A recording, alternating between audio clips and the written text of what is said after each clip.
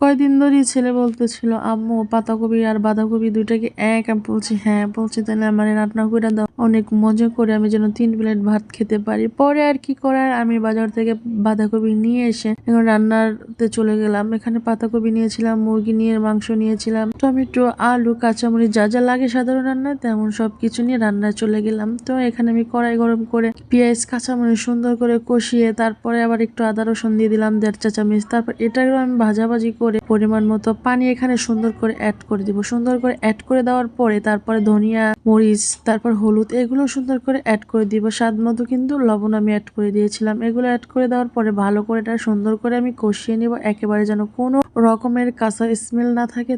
তারপরে গরম মশলা দিতে মনে ছিল না, পরবর্তী মনে আসার পরে আমি আবারও গরম মশলা দিয়ে 2-3 মিনিট কষিয়ে নিয়েছিলাম। কষিয়ে নেওয়ার পরে আর কি করার, এখানে আমি অ্যাড করে দেবো ওই যে কেটে ধুয়ে রাখা মুরগির চামড়া, তারপর লেগ পিস, মাংস দিয়ে টুকরো, এগুলো সবগুলো অ্যাড করে দেবো। অ্যাড করে দেওয়ার পরে এটাকে আমি ভালো করে নাড়াচাড়া দিয়ে একটার সাথে একটা মিক্স করে নিব। মিক্স করার শেষে আমি অ্যাড করে দিব কেটে ধুয়ে রাখা আলু, টমেটো, এগুলো আমি সুন্দর করে এখানে অ্যাড করে দিব।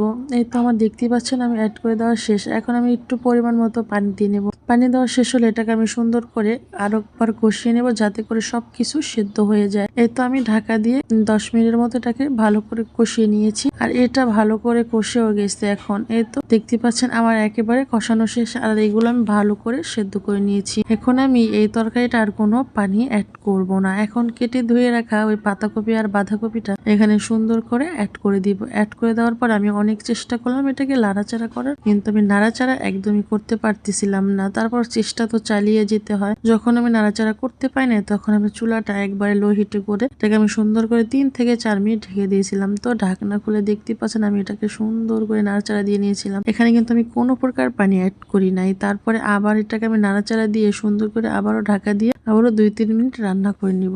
তো এই তো আমার আবারও ঢাকনা তুলে আমি এটা ভালো করে নাড়াচাড়া করে নিয়েছি, অনেকটা পানিও বের হয়ে গেছে। এখন আর আমি এটাকে ঢাকা দিব না, সুন্দর করে নাড়াচাড়া করে এটাকে ভাজি ভাজি করে নিব। ভাজি ভাজি করার পরে এই তো দেখতেই পাচ্ছেন আমি একবার পানিটা সুন্দর করে শুকিয়ে নিয়েছি। শুকিয়ে নেওয়ার পরে এখানে আমি কিছুটা কাঁচামরিচ অ্যাড করে দিব।